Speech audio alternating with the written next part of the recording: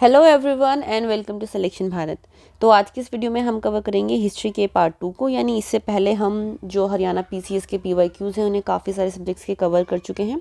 Polity के PYQs को हमने कवर कर लिया है। इसके अलावा जो हरियाणा जीके है उसके पीवाईक्यू कवर कर चुके हैं। ज्योग्राफी के पीवाईक्यू को हम कवर कर चुके हैं।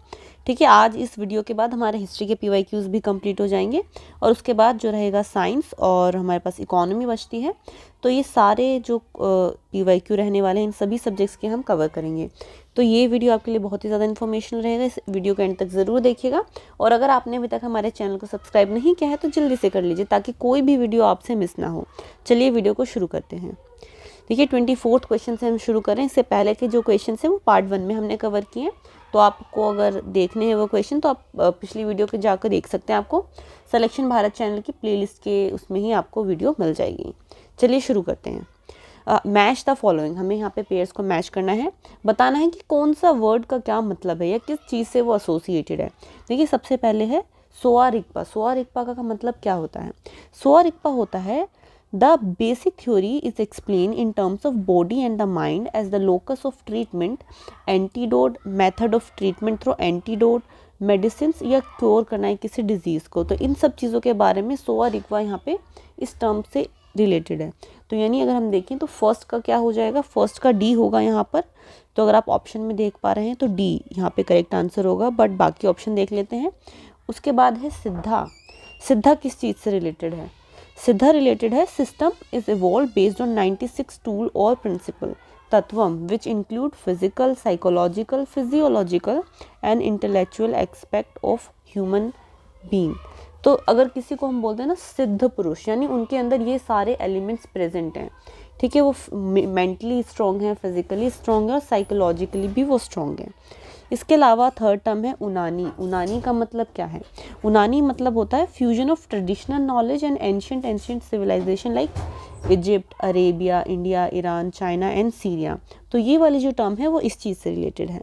फिर है आयुर्वेदा। देखिए ये तो मुझे लगता है मोस्ट कॉमन टर्म है। अगर आपने हिस्ट्री के बारे में पढ़ा है, आपने वेदा भी पढ़ा होगा। ठीक है, तो उसका ही एक उपवेद है जिसे आयुर्वेद कहा जाता है। ठीक है, तो health is prerequisite for achieving the goal of life like धर्म, अर्थ, काम, मोक्ष, है ना। तो ये इस चीज़ से रिलेटेड है।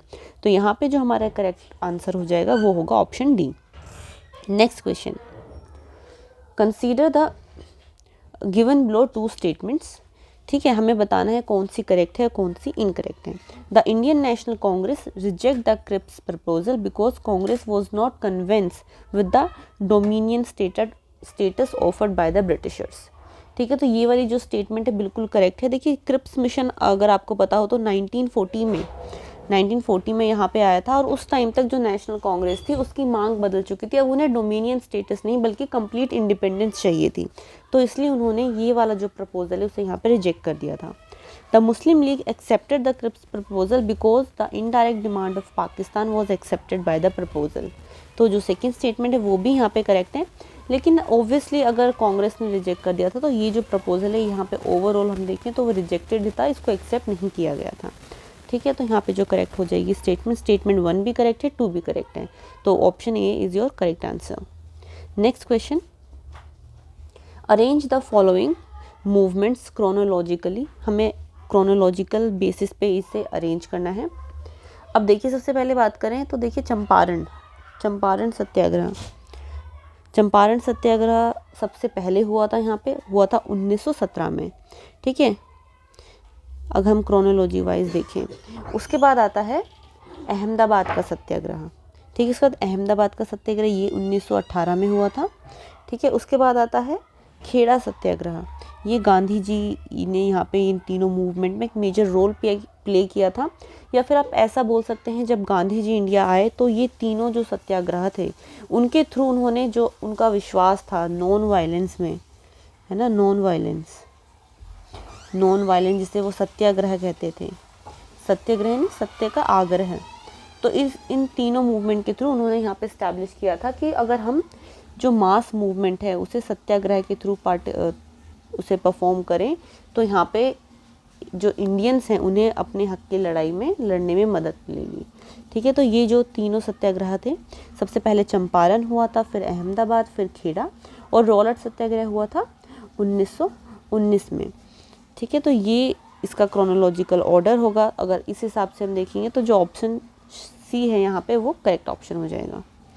Next question, given below are two statements. आपको बताना है कि कौन सी स्टेटमेंट सही है या फिर गलत है।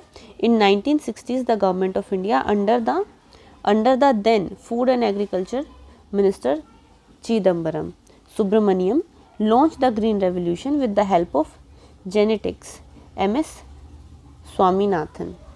तो ये जो स्टेटमेंट है बिल्कुल करेक्ट है। 1960 में जब ग्रीन रेवोल्यूशन इंडिया में आया था तो उस प्रोग्राम को लीड कर रहे थे MS स्वामीनाथन जी। ठीक है, और ये उस टाइम पे जो चिदम्बरम सुब्रमण्यम है वो यहाँ पे फूड और एग्रीकल्चर मिनिस्टर थे। सेकेंड स्टेटमेंट है, during green revolution high yield varieties of dwarf rice seeds namely Lerma Rojo 64A and Sonora 64 was introduce in India which were imported from Japan. देखिए ये वाली जो स्टेटमेंट है ये incorrect. देखिए यहाँ पे जो ये वैरायटीज़ है ना, लेरमा रोजो 64A और सोनोरो 64A, ये राइस की नहीं बल्कि वीट की वैरायटीज़ हैं दोनों।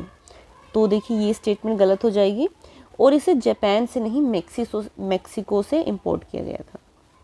ठीक है, तो फर्स्ट स्टेटमेंट करेक्ट है, सेकंड इनकरेक्ट है, तो इस वजह से जो करेक्ट हो जाएगा ऑप्शन वो है option C, statement 1 is correct and statement 2 is incorrect. Next question, match the list. हमें यहाँ पे लिस्ट को मैच करना है। यहाँ पे हमें अब बोल सकते हैं ये ऑथर के नाम गिवन है और नीचे बुक्स हैं, तो कौन सी बुक किस ऑथर ने लिखी है ये बताना है। जो आइडिया ऑफ इंडिया है, आइडिया ऑफ इंडिया की बात करें तो वो लिखी है S खिलनानी ने। ठीक है, तो यहाँ पे ए का ऑप्शन हो जाएगा 1। तो अगर आप देखेंगे तो 2 ऑप्शन बन रहे हैं। ठीक है, उसके बाद जो है डेमोक्रेसी एंड डिसकंटेंट, ये बुक किसने लिखी है? ये बुक लिखी है रजनी कोठारी जी ने। ठीक है, डेमोक्रेसी एंड डिसकंटेंट यानी बी का 2, तो ए यहाँ पे करेक्ट ऑप्शन होगा। फिर है इंडिया आफ्टर गांधी, ये बुक किसने लिखी है? तो ये लिखी है R गुहा ने। ये वैसे बहुत स्टैटिक पार्ट है, बट कुछ कुछ बुक्स के नाम आप याद रखिए। अगर एक आधे बुक का नाम भी आपको याद रहता है, कई बार ऐसा हो जाता है कि अगर आप एक बुक को मैच कर पा रहे हैं तो बाकी ऑप्शंस भी मैच हो जाते हैं। फिर है स्टेट अगेंस्ट डेमोक्रेसी, ये बुक लिखी है अतुल कोहली जी ने। ठीक है, तो यहाँ पे जो करेक्ट ऑप्शन है option A. Next question, given below are 2 statements, बताना है कौन सी करेक्ट है और कौन सी इनकरेक्ट है। The Arthashastra is a treatise on government and economics ascribe to Kautilya the chief adviser of Chandragupta Maurya. ये देखिए बहुत ही ईजी स्टेटमेंट है। अगर आपको पता हो, अगर आपने पढ़ा है यहाँ पे मौर्यन एम्पायर के बारे में, तो यहाँ पे जो कौटिल्य है वो एसोसिएटेड, उन्होंने अर्थशास्त्र लिखी है जिसमें उन्होंने बताया है कि एक राज्य में कैसी गवर्नेंस होनी चाहिए, फिर जो किसी भी स्टेट की इकोनॉमी है उसे कैसे मैनेज किया जाना चाहिए, ये सारी चीज़ें। और वो चंद्रगुप्त मौर्य के एडवाइज़र भी रहे थे, उन्हीं की हेल्प से यहाँ पे वो राजा भी बनते हैं। यानी कौटिल्य का अगर आप बोले चाणक्य के नाम से भी इन्हें जाना जाता है। ठीक है, चाणक्य, और ये ब्राह्मण कुल को बिलोंग करते थे। उसके बाद सेकंड स्टेटमेंट है, by the 3rd century BC the economy of north India was predominantly agrarian. Okay, 3rd century की बात हो रही है। Land revenue had become the accepted source of income for the government. Yes, Kautilya refer at length of method of tax collection and related problems. Modification in land tax appear to be the direct concern of the king. देखिए दोनों ही जो statement है ये correct है, हमने ऊपर देखा था। ठीक है, अब इकोनॉमी को मैनेज करने के लिए किस तरह के टैक्स होने चाहिए एक राज्य में, कौन से टैक्स को राजा लगा सकता है, या फिर लैंड को कैसे मेजर किया जाना चाहिए, कौन से लैंड से कितने % यहाँ पे हम टैक्स लेना चाहिए, ये सभी चीज़ें अर्थशास्त्र में लिखी हुई हैं। तो यहाँ पे जो करेक्ट हो जाएगा ऑप्शन ए, दोनों ही स्टेटमेंट्स करेक्ट है। Next question, given below are 2 statements. The wall of Buddhist cave shrine were covered with murals illustrating Buddhist narrative. तो जो Buddhist rock cut cave shrines होती हैं उनमें कई बार हमें इस तरह की जो म्यूरल पेंटिंग है वो देखने को मिलती है। इसका बहुत ही सुंदर एग्जाम्पल देखने को मिलता है अजंता केव्स में। ठीक है, अजंता केव्स ये महाराष्ट्र में है। ठीक है, महाराष्ट्र में है ये केव्स, और ये रॉक कट केव्स हैं, और इन्हीं के अंदर म्यूरल पेंटिंग्स हमें देखने को मिलती हैं जो जातका स्टोरी से इंस्पायर है। और वहाँ पे पद्म पानी, वज्र पानी, इस तरह के जो फिगर्स हैं जो कि जातका टेल्स में दिखाए जाते हैं, उनको भी हमें देखने को मिलते हैं। अब बहुत ही सुंदर वॉल्स पे पेंटिंग की गई है। ठीक है, तो ये जो फर्स्ट स्टेटमेंट है बिल्कुल करेक्ट है। Second statement, a more distant region where this tradition of Indian painting was adopted was Central Asia. ठीक है, commencing at Bamiyan in Afghanistan and transversing Central Asia there were series of Buddhist monasteries with shrine cut into hills and cover with murals. देखिए, ये जो second statement है ये भी correct है। देखिए, अशोका ने बुद्धिज़्म को पूरे वर्ल्ड में फैलाया था। उन्होंने डिफरेंट अपने जो सिपाही थे उनको भेजा था, महामात्यास को यहाँ पे अपॉइंट किया गया था कि वो धम्मा को फैलाएं। तो इस तरह से सेंट्रल एशिया के साथ पहले भी एंशिएंट टाइम में भी जो राजा थे उनके बहुत अच्छे रिलेशंस थे। ठीक है, अलेक्जेंडर जब इंडिया आया था उसने इन्वेड किया था इंडिया को, तो उसके बाद भी बट जो इन्वेजन था उसने देखा कि जो पोरस के साथ उसकी लड़ाई हुई, उसने देखा कि यहाँ पे जो राजा है वो बहुत अच्छे से रूल कर रहा है। उस वजह से उसने, भले ही वो यहाँ पे जीता था लेकिन उसने लैंड को अक्वायर नहीं किया था, बट एक अच्छा रिलेशन आप कह सकते हैं उसके बाद से इंडिया और सेंट्रल एशिया के बीच में यहाँ पे स्टैब्लिश हो गया था। तो इस वजह से हम कह सकते हैं कि उनके थ्रू ये जो बुद्धिज़्म है बाकी सारे वर्ल्ड में फैला, और इस तरह से हमें डिफरेंट केव्स जिनमें पेंटिंग है, म्यूरल पेंटिंग्स है, वो हमें देखने को मिलती है। ठीक है, सेकंड स्टेटमेंट भी करेक्ट है तो करेक्ट ऑप्शन हो जाएगा ऑप्शन ए, यानी दोनों ही स्टेटमेंट करेक्ट है। Next question, given below are two statements, Dhamma is the Prakrit form of Sanskrit word dharma. ठीक है, meaning according to the context the universal law और राइटियसनेस, और बाय सोशल एक्सटेंशन रिलीजियस और social order as found in Hindu society. तो ये जो statement है ये बिल्कुल करेक्ट है कि देखिए, धम्मा एक प्राकृत वर्ड है और इसका मतलब होता है धर्म। अगर हम संस्कृत में देखें, अशोका ने देखिए प्राकृत लैंग्वेज का यूज़ किया और उसने धम्मा ही अपने जो इंस्क्रिप्शन थे वहाँ पे लिखवाया, क्योंकि वो चाहता था ज़्यादा से ज़्यादा लोगों को इसके बारे में पता चले। और उस टाइम पे जो कॉमन पीपल थे उनकी लैंग्वेज प्राकृत थी, और जो इलीट क्लास के लोग आप बोल सकते हैं या ब्राह्मण क्लास के लोग बोल सकते हैं, उन्हें ही ये अधिकार था कि संस्कृत को पढ़ सकें। ठीक है, इसलिए यहाँ पे प्राकृत लैंग्वेज को ज़्यादा एम्फेसिस दिया गया था, और धम्मा का मतलब होता है धर्म। ठीक है, उसके बाद सेकंड स्टेटमेंट है that term Dhamma was propagated by Ashoka for Buddhism. ये देखिए, आपने देखा हो लास्ट 3-4 क्वेश्चन लगातार बुद्धिज़्म के ऊपर आए हैं, यानी आप ये मान सकते हैं कि बुद्धिज़्म एक इम्पॉर्टेंट टॉपिक रहता है, चाहे वो राजाओं के बारे में हो कि मतलब किन किन राजाओं ने बुद्धिज़्म को पैट्रनाइज़ किया था, इसके अलावा कि आखिर कौन कौन राजा थे जिन्होंने इसको स्प्रेड किया, कौन कौन से स्ट्रक्चर यहाँ पे बनवाए गए। एक तो इम्पोर्टेंट स्ट्रक्चर हमने देखा स्तूपा बनवाए गए थे, फिर ऐसे ही स्ट्रक्चर होते हैं विहारा और चैत्या। देखिए, चैत्या तो मोस्टली होते हैं प्रेयर हॉल जहाँ पे बुद्धिस्ट मॉन्क इकट्ठे होकर प्रेयर करते हैं, और विहारास होते हैं लिविंग प्लेसेस जहाँ पे वो रहा करते हैं। ठीक है, एक मिनट, हाँ, तो ये जो कुछ इंपॉर्टेंट बातें हैं, यानी आपको बुद्धिज़्म अगर आप अच्छे से कवर करके जाएंगे तो आप एक्सपेक्ट कर सकते हैं 1 से 2 या 2 से 3 क्वेश्चन आपको पेपर में देखने को मिलेंगे। ठीक है, तो ये एक अच्छा टॉपिक है जिससे आप अच्छे से प्रिपेयर करके जाइएगा। सेकेंड है the term Dhamma was propagated by Ashoka for Buddhism when he adopted the same and started propagated it. देखिए, अशोका इंस्पायर था बुद्धिज़्म से, लेकिन जब ये अशोका के धम्मा की बात करते हैं तो वो बुद्धिज़्म से इंस्पायर नहीं था। अशोका ने अपना एक धम्मा का आइडिया यहाँ पे एक आप बोल सकते हो बनाया था, और उसी को यहाँ पे उसने पूरी दुनिया में फैलाया। ठीक है, तो पर जो बुद्धिज़्म की जो टीचिंग्स है वो धम्मा से अलग है। अलग इन द सेंस आप बोल सकते हैं कि वो अशोका की लिखवाई गई है। वहाँ पे कहीं पर भी हमें बुद्धा के नाम का ये चीज़ नहीं मिलती कि ये बुद्धा की टीचिंग्स को वो प्रोपोगेट कर रहे थे। ठीक है, कई जगहों पे तो हमें देखने को मिलता है कि अशोका के नाम के आगे लिखा होता है, मतलब अशोका ने अपने आप को पियदसी कहा है, यानी सबके प्यारे राजा है ना यहाँ पे। और इन्होंने स्टैब्लिश क्या किया कि राजा और प्रजा के बीच में जैसे माता और बच्चे या पिता एक बच्चे के बीच में जो रिलेशन होता है, वही रिलेशन होता है एक राजा और उसकी प्रजा के बीच में।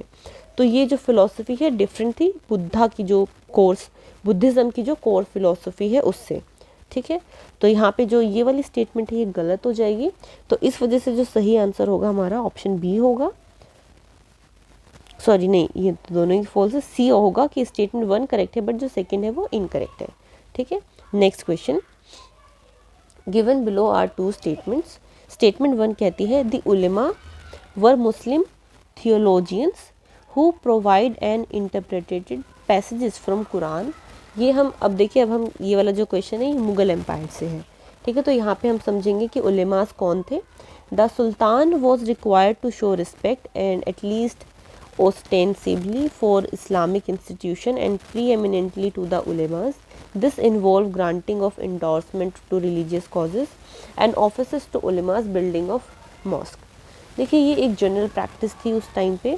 आप ऐसे बोल सकते हैं जैसे कि हिंदू रिलीजन में पुरोहित होते हैं, यानी किसी राजा के पंडित होंगे जो कोई भी मान लीजिए कोई भी इम्पोर्टेंट यहाँ पे सेरेमनी होनी है, रिचुअल होना है, तो वो वहाँ पे एक इम्पॉर्टेंट फिगर हुआ करते हैं। उसी तरह से इस्लाम में उलेमास जब यहाँ पे मुगल्स रूल कर रहे थे इंडिया पे, उस टाइम पे उलेमास की पोजीशन उतनी ही इम्पॉर्टेंट थी। तो फर्स्ट स्टेटमेंट यहाँ पे बिल्कुल करेक्ट है। सेकंड स्टेटमेंट है the ulemas were concerned only about the religious aspect and had no voice in political matters. देखिए ऐसा नहीं था, जो उलेमास थे वो आप बोल सकते हैं हर मैटर को इन्फ्लुएंस किया करते थे, चाहे वो पॉलिटिकल हो, चाहे वो इकोनॉमिकल हो, चाहे वो वॉर का ही मैटर क्यों ना हो, ठीक है। तो ये वाली जो स्टेटमेंट है यहाँ पे इनकरेक्ट हो जाएगी। तो इस हिसाब से करेक्ट होगा ऑप्शन सी। स्टेटमेंट 1 ट्रू है बट स्टेटमेंट 2 फॉल्स है, तो करेक्ट है option C. Next question, given below are 2 statements. देखिए the Rowlatt Act came into being during non cooperation movement. This was designed to take action against Indian participating in the movement. देखिए अगर हम Rowlatt act की बात करें तो ये 1919 में पास हुआ था और नॉन कोऑपरेशन मूवमेंट 1920 में शुरू हुआ था। तो ये वाली जो स्टेटमेंट है वो गलत है, क्योंकि यहाँ पे डेट्स ही गलत दी हैं, तो मूवमेंट बाद में शुरू हुआ, ठीक है। Second statement, the Rowlatt bill allowed the जजेस to try political cases without juries, ठीक है, and gave to provincial governments in addition to the centre the power of intermittent without trial. It was popularly described as no appeal, no दलील, no वकील। यानी कि जो यहाँ पे जज है वो डिसाइड कर लेगा, उसे किसी जूरी की भी यहाँ पे ज़रूरत नहीं है। तो ये इस तरह के प्रोविज़न थे रॉलेट एक्ट में। तो ये वाली जो स्टेटमेंट है ये बिल्कुल करेक्ट है। इस हिसाब से जो करेक्ट ऑप्शन हो जाएगा, स्टेटमेंट 1 फॉल्स है बट स्टेटमेंट 2 करेक्ट है। ऑप्शन डी यहाँ पे करेक्ट ऑप्शन होगा। Next question, given below are 2 statements, one is labeled as assertion and other is reason। तो यहाँ पे हमें assertion और reason भी बताना है कि क्या जो सेकेंड स्टेटमेंट है वो फर्स्ट स्टेटमेंट को एक्सप्लेन कर रही है या नहीं। देखिए फर्स्ट स्टेटमेंट है the Europeans denounce the Indian civilisation and culture, they describe it as backward, uncivilise and orthodox. ये जो स्टेटमेंट बिल्कुल सही है, ठीक है। इस तरह से ही ब्रिटिशर्स जो इंडिया की सिविलाइजेशन थी उसे डिस्क्राइब किया करते थे। In early 19th century, there was an interest in studying classical language and literature of India. A number of schools took to Indology and one of them was Max Muller। तो देखिए Indologist में जो एक main figure निकल के आते हैं वो मैक्स मिलर है। तो सेकंड स्टेटमेंट बिल्कुल करेक्ट है और फर्स्ट भी करेक्ट है, बट क्या सेकंड जो स्टेटमेंट है वो फर्स्ट स्टेटमेंट को एक्सप्लेन कर रही है? तो देखिए वो नहीं कर रही है, क्योंकि इसमें आखिर वो क्यों बैकवर्ड मानते थे, वो उनके जो पीछे की थिंकिंग थी वो थी कि वो अपने आप को सुपीरियर मानते थे, कि वो एक सुपीरियर रेस है और जो इंडिया है वो बैकवर्ड है। और यहाँ पे उनका वाइट मैन्स बर्डन, एक टर्म अगर आपने सुनी है कि यानी वाइट मैन है उसके ऊपर बर्डन है कि उसे पूरे वर्ल्ड को सिविलाइज करना है और वो इंडिया में आए हैं इंडियंस को सिविलाइज करने के लिए। इस तरह से वो अपनी पोजीशन को यहाँ पे जस्टिफाई करते हैं। तो इस तरीके से अगर हम देखेंगे तो ऑप्शन जो बी होगा यहाँ पे करेक्ट ऑप्शन हो जाएगा। Next question, given below are 2 statements. चलिए इनको देख लेते हैं। स्टेटमेंट 1 कहती है कि Indian national Congress was started by A.O. Hume under the official direction, guidance and advice of Lord Dufferin the viceroy. देखिए फर्स्ट जो स्टेटमेंट है बिल्कुल करेक्ट है। तो इंडियन नेशनल कांग्रेस को 1885 में इस्टेब्लिश किया गया था और उसके लिए जो ए.ओ. ह्यूम थे ये एक सिविल सर्वेंट थे, ठीक है, जो सिविल सर्वेंट थे जिन्होंने काफ़ी एफर्ट्स किए यहाँ पे कि इंडियन जो है उनको हम एक प्लेटफॉर्म दें ताकि वो अपनी वॉइस को रेज कर सकें। क्योंकि देखिए इससे पहले जब 1857 में यानी 1857 की जब क्रांति हुई वो क्यों हुई थी, क्योंकि इंडियंस के पास ऐसा कोई प्लेटफॉर्म नहीं था जहाँ पे वो अपनी वॉइस को रेज कर पाए। तो जो मेथड उनको सही लगा, और अगर कोई मान लीजिए अगर आप अज्यूम करें कि अगर आपके घर में आके कोई आपको बताए कि आपको क्या करना है, तो जो फर्स्ट हमारा रिएक्शन होगा वो एक वॉयलेंट तरीका हो सकता है। लेकिन जैसे यहाँ पे जो ब्रिटिशर्स थे वो कहते थे नहीं, बातचीत से ही बातें हल हो सकती हैं। तो उस चीज़ के लिए एक प्लेटफॉर्म देने के लिए इंडियंस को उन्होंने यहाँ पे इंडियन नेशनल कांग्रेस को स्टैब्लिश किया था। और उस टाइम पे जब इंडियन नेशनल कांग्रेस स्टैब्लिश हुई तो लॉर्ड डफरिन थे, वो इंडिया के वॉइस रॉय थे, ठीक है। नेक्स्ट जो स्टेटमेंट है, the Indian national Congress was to provide a mild, safe and peaceful constitutional outlet or a safety wall for rising discontent among the masses, ठीक है। ये वो जो सेकंड स्टेटमेंट है, सेकंड स्टेटमेंट भी करेक्ट है। तो और अगर आप देखेंगे कि इंडियन नेशनल कांग्रेस को इसी वजह से यहाँ पे स्टैब्लिश किया गया था कि ताकि जो इस तरह का रिवोल्ट है वो दोबारा ना हो, कि अगर मान लीजिए जैसे ही लोगों में डिसकंटेंट आएगा तो लोग अपनी बातें ब्रिटिशर्स के आगे रख सकते हैं। और फिर आपको पता है ब्रिटिशर्स ने यहाँ पे कैरेट एंड स्टिक की पॉलिसी की, यानी अगर आपको चाहिए एक बड़ा स्टेट, अगर जैसे इंडियंस ने बोला हमें कंप्लीट इंडिपेंडेंस चाहिए, तो वो डोमिनियन स्टेटस की बात करते थे। जब इंडियन कह रहे थे कि हमें डोमिनियन स्टेटस चाहिए, तो उस टाइम पे वो बात कर रहे थे कि आप रिप्रेजेंटेशन ले लीजिए, यानी एक दो लोगों को लाइए, बात करिए, अगर हमें अच्छी लगेगी बात तो हम आगे बात करेंगे, ठीक है। तो इस तरह से उन्होंने इंडियंस की जो मांगे हैं उन्हें पूरा नहीं किया, बट उन्हें एक बड़े रिवोल्ट में कन्वर्ट नहीं होने दिया। तो यहाँ पे जो सेकंड स्टेटमेंट है वो फर्स्ट स्टेटमेंट को एक्सप्लेन कर रही है। तो जो करेक्ट हो जाएगा ऑप्शन होगा option A. Next question, given below are two statement, one is label as assertion and other is label as reason. तो हमें बताना है कौन सी करेक्ट है। स्टेटमेंट वन कहती है the doctrine of lapse formulated by governor general Dalhousie disregarded the rights of an adopted heir to the throne and the state automatically lapses into British dominion in the ruler died without any biological heir। तो first statement बिल्कुल correct है। देखिए doctrine of lapse की जो policy है वो जो governor general Dalhousie थे उन्होंने यहाँ पे ये पॉलिसी लेके आए थे। इनका कहना था कि अगर मान लीजिए कोई भी राजा है और उसका कोई बायोलॉजिकल सन या फिर डॉटर नहीं है, तो यहाँ पे वो जो राज्य है वो अपने आप ही जो ब्रिटिश डोमिनियन है उसके अंडर चला जाएगा। यहाँ पे अब हम दो टर्म हमें समझने की ज़रूरत है। देखिए एक होता है स्टेट, यानी राजा का स्टेट, राजा का राज्य, और एक होता है राजा का स्टेट।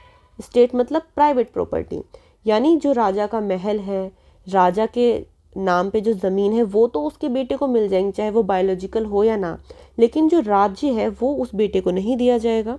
तो इसे ही बोलते थे policy of doctrine of lapse, ठीक है। यहाँ पे जो फर्स्ट स्टेटमेंट है वो करेक्ट है।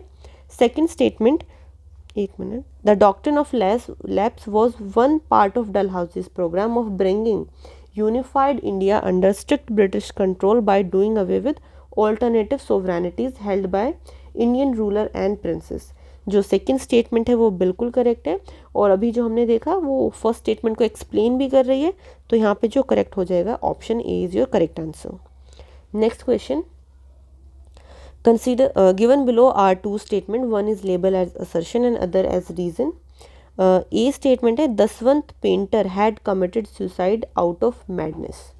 देखिए दसवंत नाम के जो पेंटर हैं उन्होंने यहाँ पे एक सुसाइड कमिट कर लिया था। दशवंत जो थे वो अकबर के कोर्ट में एक फेमस पेंटर थे, ठीक है, उन्होंने सुसाइड कमिट कर लिया था। देखिए इस तरह की जो हिस्टोरिकल फैक्ट्स हैं बहुत ही ज़्यादा स्पेसिफिक है और आपको किसी बुक में ही मिलेंगे इस तरह के फैक्ट्स। तो ये जो फैक्ट है ये अकबरनामा नाम की एक बुक है उसमें मिला, उसमें लिखा हुआ है।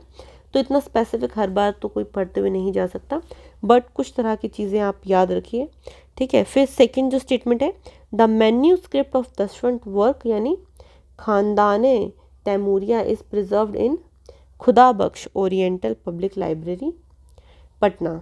जो सेकंड स्टेटमेंट है वो भी करेक्ट है, पर देखिए इन्होंने खुदकुशी क्यों की, ये सेकंड स्टेटमेंट उस चीज़ को एक्सप्लेन नहीं कर रहा है बल्कि उनके काम के बारे में बता रहा है। दोनों स्टेटमेंट करेक्ट है, बट जो सेकेंड स्टेटमेंट है वो फर्स्ट स्टेटमेंट को एक्सप्लेन नहीं कर रही है ना। तो यहाँ पे जो हो जाएगा करेक्ट ऑप्शन होगा option B. Next question, given below are two statement, the decline of Maurya empire started after Ashoka. जो फर्स्ट स्टेटमेंट है वो यहाँ पे बिल्कुल करेक्ट है कि अशोका ही एक लास्ट पावरफुल रूलर थे मौर्य एम्पायर के, हम कह सकते हैं। उसके बाद धीरे धीरे डिक्लाइन आने लग गया। देखिए किसी भी राज्य की अगर इकोनॉमी वीक हो जाती है तो डिक्लाइन अपने आप आने लग जाता है। अशोका के टाइम पे इकोनॉमी काफ़ी अच्छी थी मौर्य एम्पायर में, लेकिन उसने डिफरेंट जो है वो अपने लोगों को बुद्धिज़्म का प्रचार करने के लिए दूसरी जगहों पर भेज दिया, जिसमें काफ़ी खर्चा हुआ। फिर उसने बहुत सारे इंस्क्रिप्शन यहाँ पे इंस्टॉल करवाए, है ना, और उसने युद्ध करना यानी वॉर करना छोड़ दिया। तो उस वजह से जो टैक्स है यहाँ पे वो कम होने लगा। इकोनॉमी जैसे जैसे वीक होती चली, उसके बाद आने वाले जो राजा थे वो इस राज्य को इतने अच्छे से मेंटेन भी नहीं कर पाए। तो इसलिए यहाँ पे मौर्य एम्पायर जो उसका डिक्लाइन हो गया। सेकेंड जो स्टेटमेंट है, Ashoka followed the policy of Dhamma Vijay and डिस्बैंड his army. तो देखिए ये तो हम कह सकते हैं कि धम्मा विजय, ये उनके क्या कहते हैं, उनके जो स्तंभ हमें मिलते हैं, जो इंस्क्रिप्शन है, उनमें इस तरह की बातें लिखी हुई हैं कि वो धम्मा विजय को फॉलो करते हैं।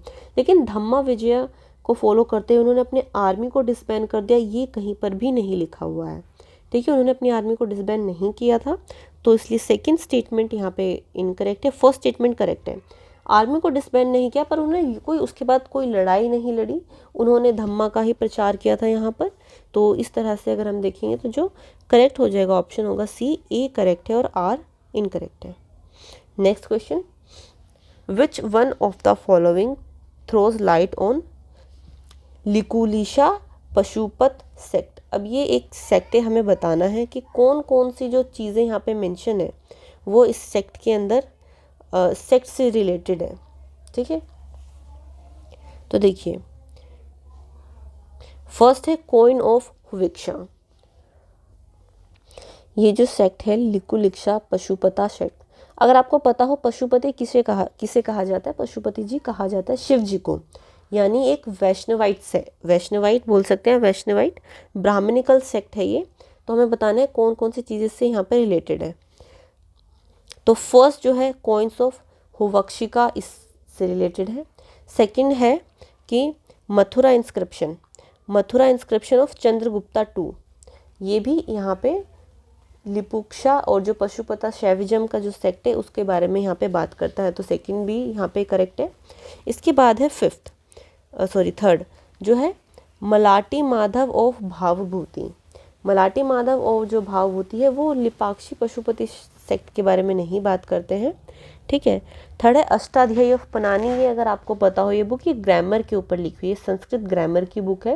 ये संस्कृत ग्रामर के बारे में बात करती है, इस सेक्ट के बारे में बात नहीं करती है। उसके बाद है कदम्बनी ऑफ बाणभट्ट। कदम्बनी है जो बाणभट्ट ने लिखी थी, उसमें इस सेक्ट के बारे में, इसके ट्रेडिशन के बारे में मेंशन है। तो यानी फर्स्ट, सेकंड और जो फिफ्थ है वो यहाँ पे करेक्ट हो जाएगा। तो करेक्ट होगा ऑप्शन सी। ठीक है, next question, which of the following is are true about Virupaksha Padmadevi of Vijayanagar. ठीक है, तो ये हमें बताना है कौन कौन सी स्टेटमेंट सही है या नहीं। फर्स्ट स्टेटमेंट है मत्र Devi Pampa Devi had done penance to marry Virupaksha. Penance to marry Virupaksha, तो ये वाली जो स्टेटमेंट है ये बिल्कुल करेक्ट है। सेकेंड स्टेटमेंट है the Vijayanagar ruler claimed to rule on behalf of Pampa Devi. देखिए ये वाली जो स्टेटमेंट है ये बिल्कुल इनकरेक्ट है, वो ऐसे किसी उनके बिहाफ पे रूल नहीं करते थे, क्योंकि विजयनगर के एम्पायर के जो रूलर थे वो सेल्फ क्लेम थे और वो अपने बिहाफ पे ही रूल किया करते थे। थर्ड स्टेटमेंट है the patron deity of Vijayanagar kingdom was Virupaksha. ये विरूपक्षा जो डीटी हैं उन्हीं के ऊपर ये जो उनकी ही पूजा किया करते थे विजयनगर एम्पायर के लोग, तो ये बिल्कुल सही है। फोर्थ स्टेटमेंट है normally the name of Shri Venkatesha was mentioned in Kannada script and royal orders. तो ये नाम कई बार हमें देखने को मिला है, तो जो फोर्थ स्टेटमेंट है वो भी बिल्कुल करेक्ट है। फिर है Virupaksha was a form of Vishnu की नहीं बल्कि शिव जी की फॉर्म है। ये विरूपक्षा जो शिव जी का अवतार माने जाते हैं, तो ये वाली स्टेटमेंट यहाँ पे गलत होगी। तो अगर हम करेक्ट ऑप्शन देखेंगे तो 1, 3 और 4, तो option C is your correct answer. चलिए next question, given below are 2 statements. Ganesh Shankar Vidyarthi had written Pratap that if Maharana Pratap had been in any other country except slave India, you would have been worshipped all over the country.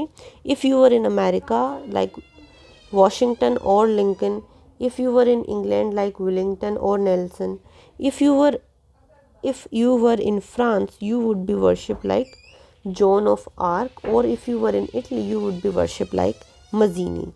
तो ये जो book लिखी गई थी bye Ganesh Shankar विद्यार्थी जी ने, उसी में ये सारी चीज़ें मेंशन है। तो फर्स्ट स्टेटमेंट करेक्ट है। सेकंड स्टेटमेंट है Ganesh Shankar Vidyarthi used to bring out a magazine name Pratap from Rajasthan in 1915। तो देखिए जो मैगजीन है प्रताप, वो क्या कहते हैं, राजस्थान से नहीं बल्कि यूपी में कानपुर से बिलोंग करती है। मतलब कानपुर में ये इस्टेब्लिश हुई थी और वहीं से इसे पब्लिश किया जाता था। ठीक है, तो ये वाली जो स्टेटमेंट है यहाँ पे ये गलत हो जाएगी। तो करेक्ट ऑप्शन होगा ऑप्शन सी, यानी स्टेटमेंट 1 करेक्ट है but 2 is incorrect. Next question, given below are 2 statements. First statement है in spite of opposition from Jinnah in 1937 to 39 the Congress did not stop singing Vande Mataram in legislative council. देखिए ये जो statement है बिल्कुल correct है। इस तरह का एक इंसिडेंट हुआ था तो यहाँ पे वो मेंशन किया गया है, तो ये स्टेटमेंट करेक्ट है। सेकंड स्टेटमेंट है sir Syed Ahmad Khan had said that first he fought for Congress, now he will fight against the unity of India. Fight against the unity of India. देखिए सर सैयद अहमद खान जी ने ऐसी कोई बात नहीं कही है, वो यूनिटी ऑफ इंडिया के बारे में बात करते हैं, ना कि डिसयूनिटी, या उसके अगेंस्ट इन्होंने ऐसी कोई बात नहीं कही। तो ये वाली जो स्टेटमेंट है वो रॉन्ग है। करेक्ट हो जाएगा option C, statement 1 is correct and 2 is incorrect. Next question, given below are 2 statements. Kanishka build a stupa and vihara at Peshawar. Kanishka अगर आपको पता हो कुषाण रूलर थे जो कश्मीर में रूल किया करते थे, और उन्होंने स्तूपा और विहारा बनवाया है पेशावर में। कनिष्का के टाइम पे एक 4th बुद्धिस्ट काउंसिल हुई थी, है ना। 4th बुद्धिस्ट काउंसिल भी इनके टाइम पे होती है। ठीक है, यानी वो बुद्धिज़्म के पैट्रोन आप मान सकते हैं। इसके बाद जो सेकंड स्टेटमेंट है, in the excavation of stupa and vihara of Peshawar idols of Buddha Kanishka are found and not of Indra and Brahma. देखिए जो वहाँ पे पेशावर में ये डिगिंग की गई, वहाँ पर क्या कहते हैं, इंद्र और जो ब्रह्मा है इनकी जो फिगर्स हैं वो भी वहाँ से मिले हैं, यानी बुद्धा के फिगर्स भी मिले हैं और इंद्र के भी मिले हैं। लेकिन यहाँ पे जो इन्होंने बोला है कि कनिष्क के मिले हैं, कनिष्क का कोई फिगर्स हमें यहाँ से सच नहीं मिले हैं, तो ये वाली जो स्टेटमेंट है वो गलत हो जाएगी। तो करेक्ट हो जाएगा option C, statement 1 is true but 2 is false. ठीक है, next question, given below are 2 statements. Kanchi was the famous city of South India, a center of education and capital of Pallavas। ये वाली statement बिल्कुल correct है। Kanchi educational centre भी है और पल्लवास के कैपिटल भी रहा है। स्टेटमेंट 2 है कांची फेमस स्कॉलर मौर्यवर्मा, वत्स्यायन, दिनाग और ह्वेनसांग वर देयर। तो देखिए जो दिगंगना है और जो ह्वेनसांग है वो चाइनीज़, मतलब वो क्या कहते हैं, चाइनीज़ ट्रैवलर हैं, वो कांची के स्कॉलर्स नहीं है। तो ये वाली जो स्टेटमेंट है वो बिल्कुल यहाँ पे गलत हो जाएगी। तो करेक्ट होगा option C, statement 1 is true but statement 2 is false. Next question, given below are 2 statements. Statement 1 है Aurangzeb has constructed Quwwat ul Islam mosque by demolishing the Chintamani temple. तो फर्स्ट जो स्टेटमेंट है वो इनकरेक्ट है, क्योंकि देखिए जो कुवत उल इस्लाम मॉस्क है वो किसने बनवाई थी, वो कुतुबुद्दीन ऐबक ने बनवाई थी। ठीक है, यानी स्लेव डायनेस्टी के जो रूलर थे उन्होंने बनवाई थी, और औरंगजेब मुगल रूलर थे। यहाँ पे अगर इतना भी इन्होंने, ये वाली स्टेटमेंट तो आप इजीली एलिमिनेट कर सकते हैं, है ना। तो ये वाली स्टेटमेंट यहाँ पे गलत है। सेकेंड स्टेटमेंट है कुतुबुद्दीन ऐबक गोट दी कुव्वत उल इस्लाम यानी कुव्वत उल Islam mask built in Delhi. देखिए सेकंड जो स्टेटमेंट है वो बिल्कुल करेक्ट है, कुतुबुद्दीन ऐबक ने बनवाई थी। तो यहाँ पे जो करेक्ट ऑप्शन हो जाएगा ऑप्शन डी, स्टेटमेंट 1 फॉल्स है और 2 करेक्ट है। Next question, given below are two statements. The temple of Virupaksha and Pampadevi were built by choosing a beautiful place like Vijayanagar. तो देखिए ये हमने पहले भी पढ़ा है कि जो विरूपक्षा और पंपा देवी टेम्पल है वो पहले ही टाइम में बन चुके थे, है ना। और जो विजयनगर एम्पायर है वो 17th सेंचुरी के आसपास स्टैब्लिश हो रहा, तो उससे पहले ही ये टेम्पल बन चुके थे। तो फर्स्ट स्टेटमेंट यहाँ पे करेक्ट है। सेकेंड स्टेटमेंट की बात करें, the Vijayanagar ruler adopted the earlier tradition, innovated them and develop them further. तो इन्होंने जो विजयनगर के रूलर्स थे उन्होंने ट्रेडिशनल चीज़ों पे, आर्ट और आर्ट रिलीजन पे, कल्चर पे फोकस किया और आगे उसे डेवलप भी किया था। तो सेकेंड स्टेटमेंट करेक्ट है, तो इस हिसाब से करेक्ट ऑप्शन हो जाएगा option D, statement 1 is false और 2 इज करेक्ट। नेक्स्ट क्वेश्चन, यहाँ पे बुक्स हैं और उनके राइटर्स हमें बताना है कौन सी बुक किसने लिखी है। तो फर्स्ट है कंपोजिशन ऑफ बसंत विलास इन संस्कृत। तो ये करवाया गया था बाय उदयराज ऑफ गुजरात। तो यानी ए का है यहाँ पे 2। अगर हम ऑप्शन देखें तो ए या फिर डी में से ऑप्शन हो सकता है। फिर translation of Bhagavad Gita into Bangla, ये किसने करवाया था? ये करवाया गया था बाय मलाधर वसु, यानी बी का 3। तो ए यहाँ पे करेक्ट ऑप्शन होगा, ठीक है, बी का 3 है। फिर है कंपोजिशन ऑफ तपाती संभरमानु उपेख्यानमु, ये किसने करवाया था? तो इसका जो करेक्ट ऑप्शन है वो है गंगाधर जी, ठीक है। यहाँ पे जो ऑप्शन होगा सी का 4 हो जाएगा। फिर उसके बाद है क्रिएशन ऑफ मुहूर्त माला, अ ट्रीटीज ऑन मुहूर्त, ये किसने लिखी है? तो जो बच्चे हैं वो है रघुनाथ जी, इन्होंने ये वाली चीज़ यहाँ पे बुक कंपोज की थी। तो यहाँ पे जो करेक्ट ऑप्शन होगा वो होगा ऑप्शन ए, ठीक है। Next question, match list 1 with list 2। Characteristics दी गई हैं और फॉरेनर ट्रैवलर्स के नाम दिए गए कि किसने किस बारे में बात की है, ठीक है। तो देखिए description of Indian trade and society, Indian trade और सोसाइटी के बारे में बारबोसा जो ट्रैवलर है उन्होंने यहाँ पे बात की है, ठीक है। तो यहाँ पे ए का जो होगा वो हो जाएगा 3। फिर है विजिटेड इंडिया 6 टाइम्स, कौन सा वो फॉरेन ट्रैवलर जिसने इंडिया को विजिट किया है 6 टाइम? तो वो है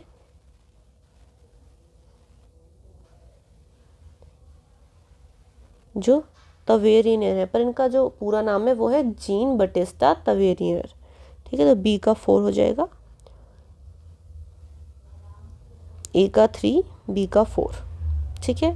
फिर है came to India and never went back to Europe, कौन सा वो है ट्रैवलर जो इंडिया तो आया बट वापस नहीं गया? तो वो थे मन्यूसी, ठीक है।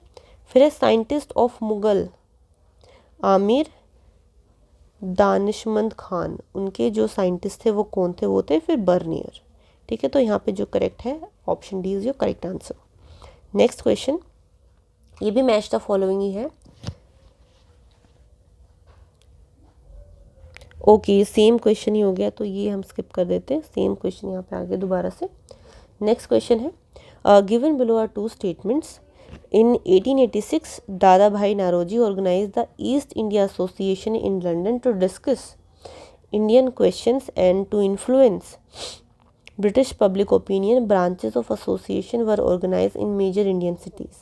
फर्स्ट जो स्टेटमेंट है वो बिल्कुल करेक्ट है। जो ईस्ट इंडियन एसोसिएशन लंदन में स्टैब्लिश की गई थी बाय दादा भाई नारोजी, ठीक है। बाद में ये जो इंडियन नेशनल कांग्रेस के प्रेसिडेंट भी बनते हैं और आई थिंक ये 3 टाइम इंडियन नेशनल कांग्रेस के प्रेसिडेंट बने हैं, है ना। तो ये एक फैक्ट है जो आप याद रख सकते हैं।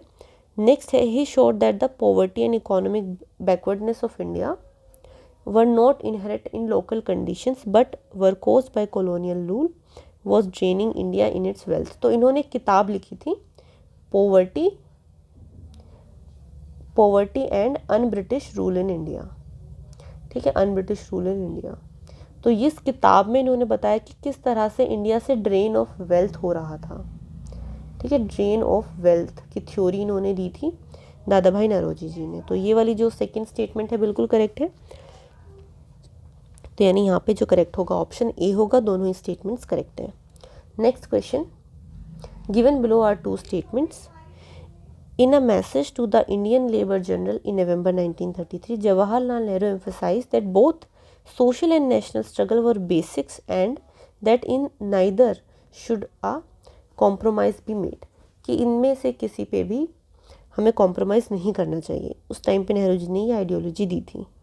Second statement, he urged that the working class to play its role in anti-imperialist struggle। anti-imperialist यानी जो ब्रिटिशर्स हैं उनके अगेंस्ट जो वर्किंग क्लास है उसे भी पार्ट लेना चाहिए नेशनल फ्रीडम स्ट्रगल में। तो ये जो दोनों ही स्टेटमेंट्स हैं यहाँ पे करेक्ट है, ठीक है। और जो सेकंड स्टेटमेंट है वो फर्स्ट स्टेटमेंट को एक्सप्लेन भी कर रहे हैं, क्योंकि नेहरू जी जो अपनी लाइंस में यहाँ पे बता रहे हैं कि नेशनल स्ट्रगल है, यानी इंडिया के जितने भी क्लासेस हैं, डिफरेंट लोग हैं, सबको यहाँ पे उसमें पार्टिसिपेट करना चाहिए। तो जो सेकेंड स्टेटमेंट है वो फर्स्ट स्टेटमेंट को एक्सप्लेन भी करती है। तो यहाँ पे जो करेक्ट ऑप्शन होगा ऑप्शन ए।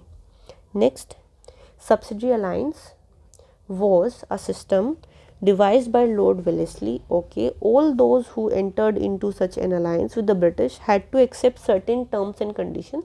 तो वो terms और conditions क्या थे?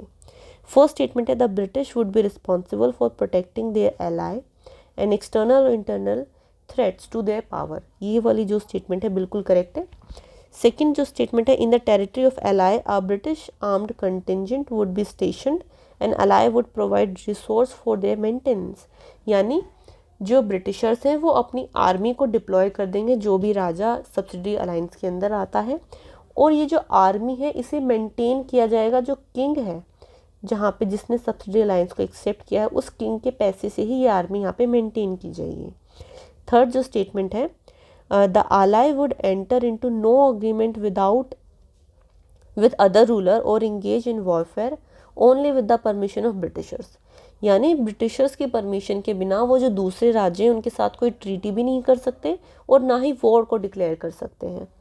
उसके जो फोर्थ स्टेटमेंट है, the ally may walk away from alliance any time at their disagreement.